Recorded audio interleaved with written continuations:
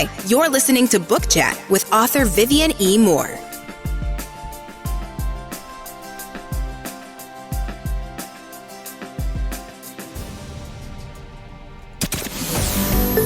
Welcome, everybody, to this week's episode. We really appreciate you joining us. This podcast really shows us how we can all learn, live, and thrive off of each other. By sharing our knowledge through our conversations, we will impart some knowledge whilst learning ourselves how to progress even further. Here is your host.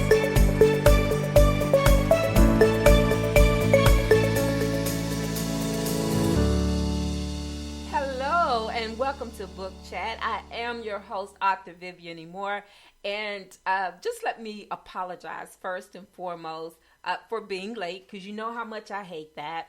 And it's not professional to be late. The show begins at 6 o'clock and it should begin at 6 o'clock. But I did have a few technical issues today that had to be worked out before I could actually go on air. So I hope you do forgive me for being late. But I had a very good reason for it. So, you know, better late than never. That's all I can say. So without further delay, let's get right to today's show.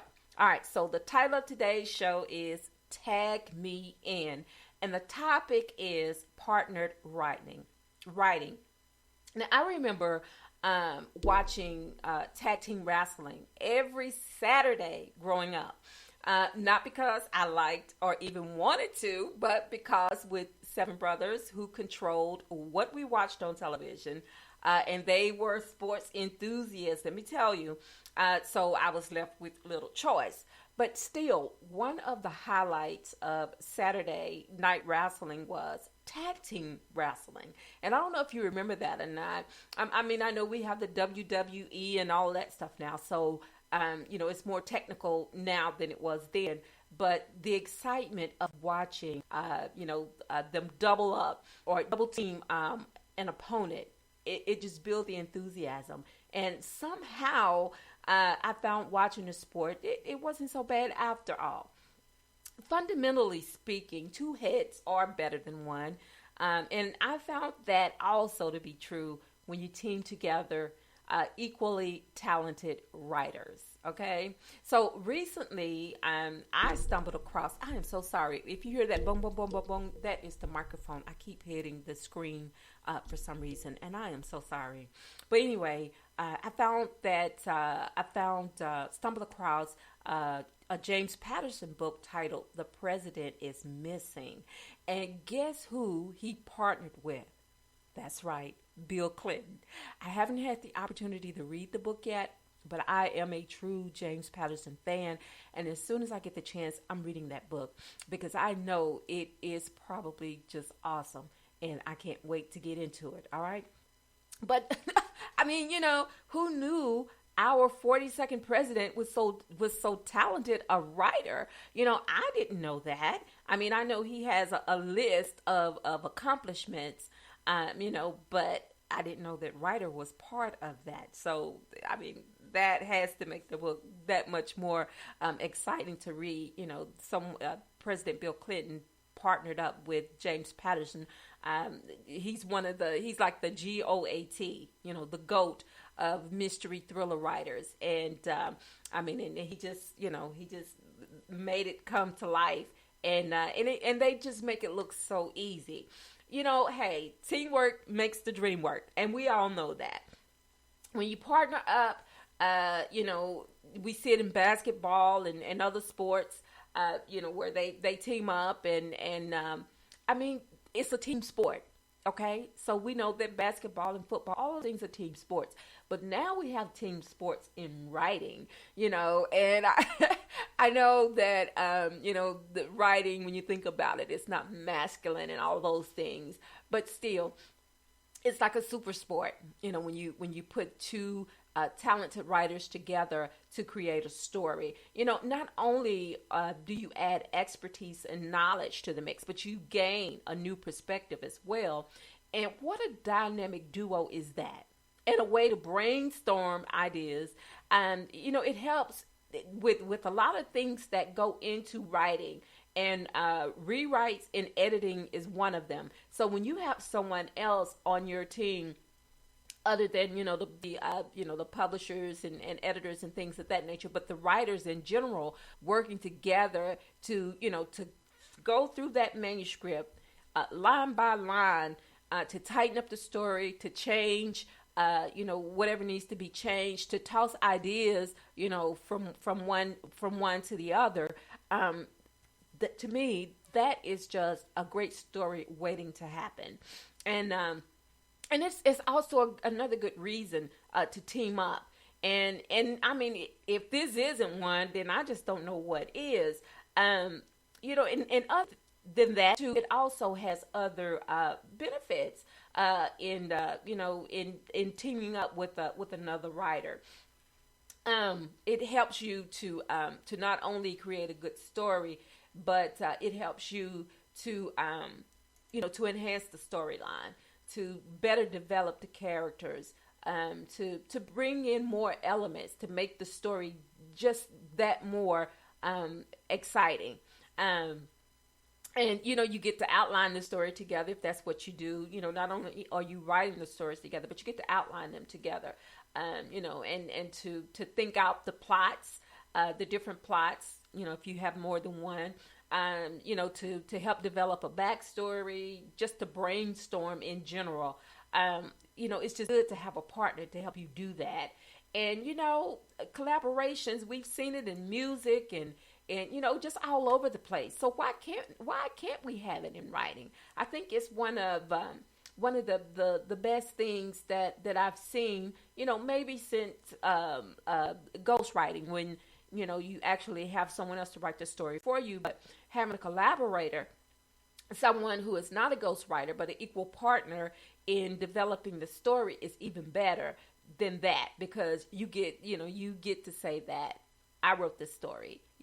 Me and my partner, we wrote this story, and and it makes everything better.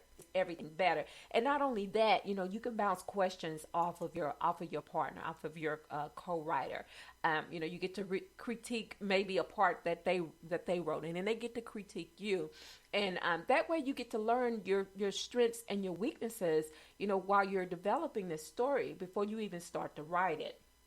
So that's always a plus. I've often thought about having a co-author, when I'm trying to write a book, and maybe I will do that one day. But, for now, I haven't come across anyone who I would want to partner with.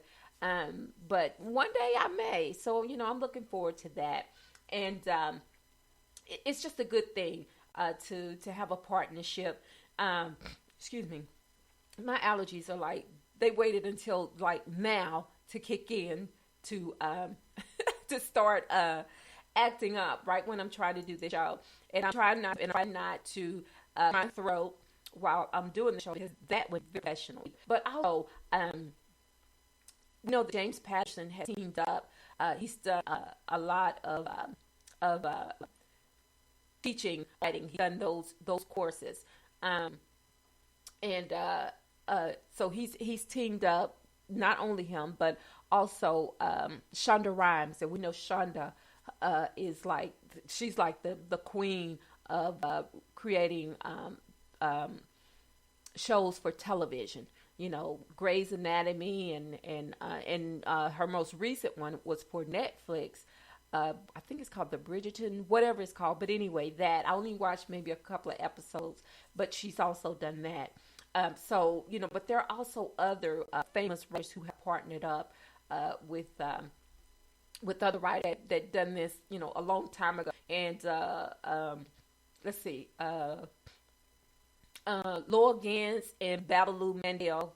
You may not, be familiar with those names, but they wrote Splash back in 1984, and they also wrote City Slickers in 1991, and A League of Their Own in 1992. Joel and Ethan Coen. They wrote Raising Arizona. That came out in 1987. If you haven't seen that movie, you need to see it. It has Nicolas Cage in it, and it is so funny. Oh, my God, that movie is so funny. Also, Fargo, 1996, and The Big Lebowski back in 1998. Okay, so then we had Peter and Bobby Farrelly. They wrote Dumb and Dumber in 1994, Kingpin in 1996, and There's Something About Mary in 98. And then we have Alexander Payne and Jim Taylor. They wrote Citizen Ruth in 1996, Election in 1999, and About Schmidt in 2002. Now, I really was a fan of About Schmidt. It has one of my favorite actors in it. And you know what? My brain has just like Jack Nicholson. There we go. All right. I knew it would come back to me. Jack Nicholson is in that movie About Schmidt. It's really a slow burner, and you may not be a total fan of it, but it's a great movie, so you should watch it. Also, Wes Anderson and Owen Wilson, they wrote Bottle Rocket in 1996. Rushmore in 1998, and The Royal Tenenbaums in 2001. Now, Spike Lee is someone who I would like to partner with. And I know that's been ambitious thinking about that. You know, Spike Lee is one of the most prolific writers ever. You know, in creating scripts for television. I mean, he has so many movies on there. And also Tyler Perry. I wouldn't mind partnering with Tyler Perry to create a comedy or something like that. Now, I mean, you know, Spike Lee, they don't necessarily write books, but they write scripts, and so does Tyler Perry. They are more script writers than book writers, but I'm pretty sure they could do it too. You know, how hard could it be? If you can write a script, you can write a book. But those are just the famous writers who have collaborated with other writers to create some of the things we've seen on television, some of the shows that we've seen on television. And, you know, they've done master classes where they teach, people like me who are in the business, but you know, I may not be in the higher echelon yet, but you know, I'm working on that. But also Walter Mosley is a master class. You know, he's passed, God rest his soul, but before he did master classes. And also Neil Gaiman. Oh my gosh, Neil Gaiman has written so many books that have been turned into creations on television. I was trying to think of one that recently, oh my gosh, and I can't think of. I watched it, but I can't not remember the title of it. But anyway, Neil Gaiman, if you look him up, you'll see a list of all of the books that he's written. Also Malcolm Gladwell, he teaches writing. And Salmon Ray teaches storytelling and writing. And David Sedaris is also another one of those teacher and writers. You know, maybe they're not partnering up with people per se, but they are still holding classes, and that's like partnering, you know, with a writer who can give you points on, you know, how to write, what to write, and all the things that goes creating. Now, I just wanted to do this show today to to talk about partner writing. And I think I've accomplished that. You know, it's something to think about, something to get into, and just plan for it, because you just never know. You just never know who you may want to partner up with to create a great story. So remember, partnered writing is something that has been around for a very long time. But now, you know, it's making another circuit around, and we're getting to see, more and more famous writers, talented writers, coming together with people who we never even knew were writers, but they are creating these great stories. And so it's something for us to look forward to, something for me to look forward to, for future projects. And I'm excited about it, and I want to be too. Also, before I let you go today, I want to make sure that you get these URLs so you can stay in contact with Book Chat. I love doing this show, and I love joining you every single Saturday at 6. And I know, again, I was late today, and I apologize for that. But, again, I had the technical difficulties that, kept me at bay. But, I managed somehow to get everything back online so I could do the show. So anyway, before I let you go, I want to make sure that I give you these URLs. So the first one, of course, is to Book Chat, and it is https://www.spreaker.com/user/author Vivian and more. You can follow me on Facebook, Twitter, and Instagram. And Instagram is by invitation only. You can also check out my website, and that is at https://Vivian Moore. authorvivianmoore.com, and also authorehshepherd.com. You can also check out my blog. That is at https://Vivian .blogspot.com. Okay.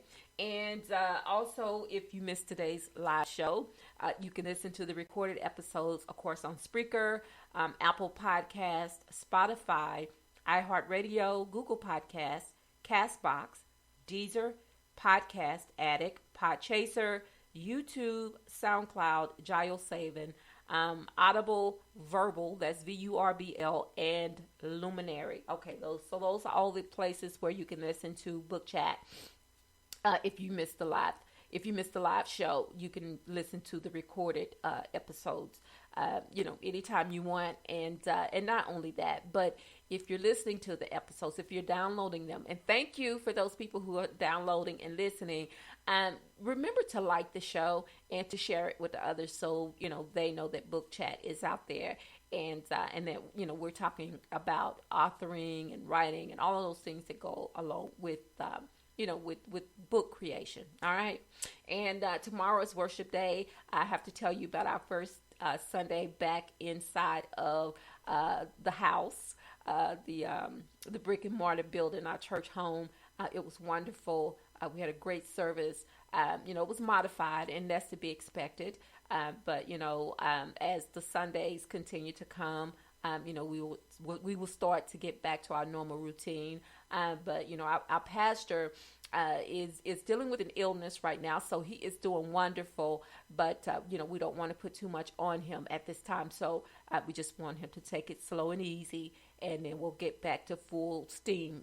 Whenever we can, whenever he feels the time is appropriate. But we had a wonderful service. We had communion, and that is always so great. And then too, after the service, we didn't serve dinner, but we had to-go plates. And so, that sort of made the first Sunday easy, to ease back into, actually going out to fellowship. And not only that, for a lot of people, they may have found it a bit taxing to actually, to get out after being housed, in-house for so long. But the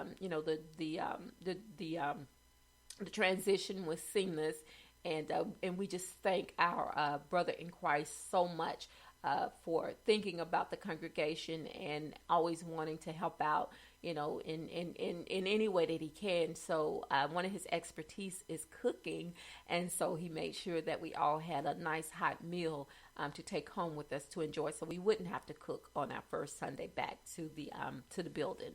And also remember, tomorrow is also worship day. So if you are going back into the back into the church house, just still be careful, because this virus is still around, and we were extra especially careful.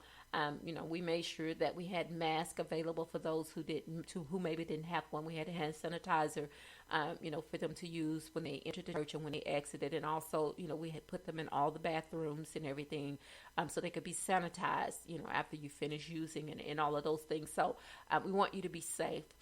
We don't want anyone getting sick, because they're going back into the buildings. We want you to be safe and to continue to practice the safeties that have been put in place to keep everybody virus free. All right.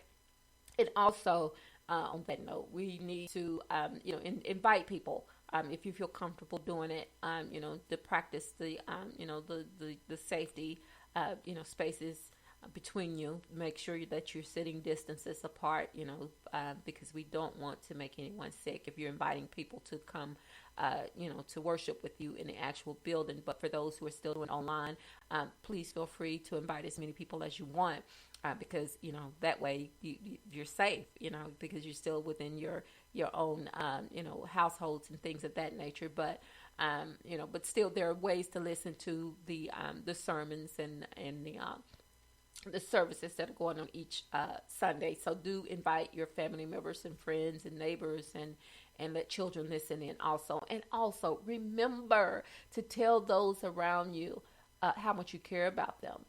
Tell them that you love them, because tomorrow is not promised. Today may be the only chance you get to say that. So on that note, I love you. I hope you love me back. Until the next time you hear my voice, God bless you and goodbye.